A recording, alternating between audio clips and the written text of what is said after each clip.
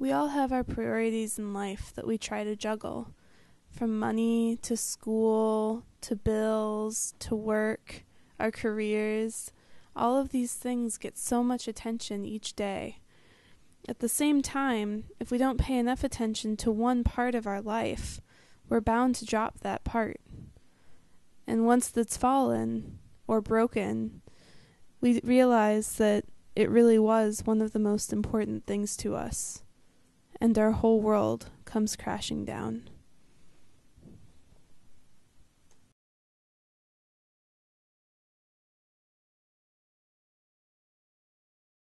My dad is the best dad ever, probably in the world. My dad's modest, hardworking, hilarious, goofy, funny.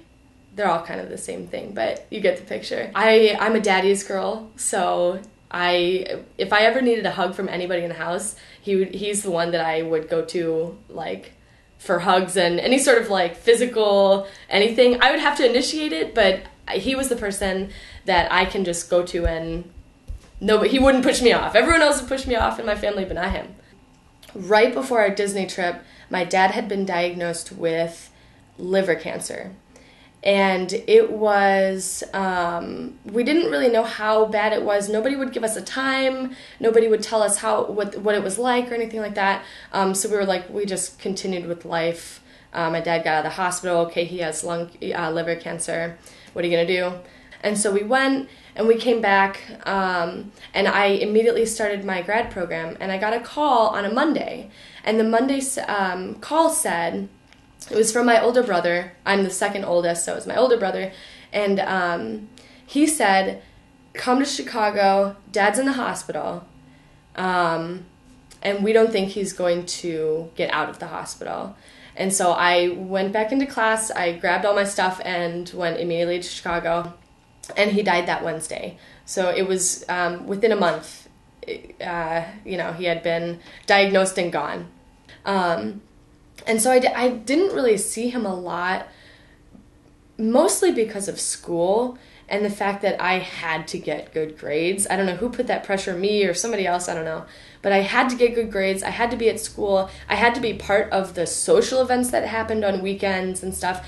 And so for all those reasons, and trips to other campuses and stuff, I chose not to go home. But I wasn't sure if that was my decision or if that was, like, I didn't want to go home because of, I needed to be at those social events or I needed to do that studying, that kind of thing. So those things prevented me from taking trips home when I really should have. We just put other people that we love aside for our own priorities because we think that's what we're supposed to do, or maybe it's because we get temporary happiness out of doing those things, and we just think like the people we love will just be there and we'll just have time. Or something that I've caught myself doing is thinking that the other people will come to you and they'll contact you and then things will all be great. But you have to go out of your way sometimes to tell people that, or to spend time with people, even if it means shifting your own activities and shifting your own daily routine to fit the people, to cater the time that you have to spend with them to them.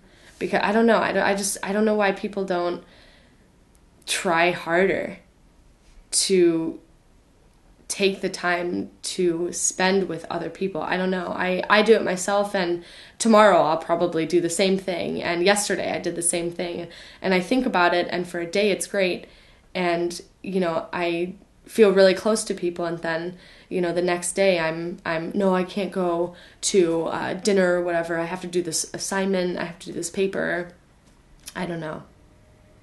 After my dad died, I realized how important it is to spend time with everyone you love. Not just one person, like everyone you love.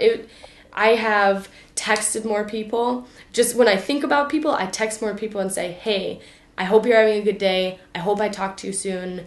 That kind of thing. Even just like small things. I text them, I call people, I take trips on Tuesday nights, an hour away, just because I know that there are people there that, I haven't seen in a while, and, you really need to go out of your way to see people and call people and tell them you miss them and tell them you love them. And I think a lot of people don't think about that when they're so caught up in their own daily lives, their own, their responsibilities and their life. And, I think people get caught up in that and don't realize that, they could be gone on a Wednesday, It really does make you think, what is your trigger that makes you stop in life? That everyone has those moments when you stop and you take a step back and you look at your life and you're like, what is making me happy right now? And I have found in the past, because I have lost my dad in the past, it'll be 3 months on the 31st, keeping count, it makes you think, what is the trigger that makes you pull yourself back? And it's unfortunate things like that. Like it took me losing my dad to take a step back and say, I need to appreciate all the people that are in my life and spend time with them. Despite, if it's a Tuesday night, who cares? Who cares that you have to be at school the next day? Do what you love. Contact the people you like. Tell the people that you love, I miss you, it's not as hard as we make it seem. It's just, people, I still think people just get caught up in themselves and their lives, and maybe it's not their fault, but we just have to figure out what our trigger is to pull ourselves back and appreciate everyone that you love.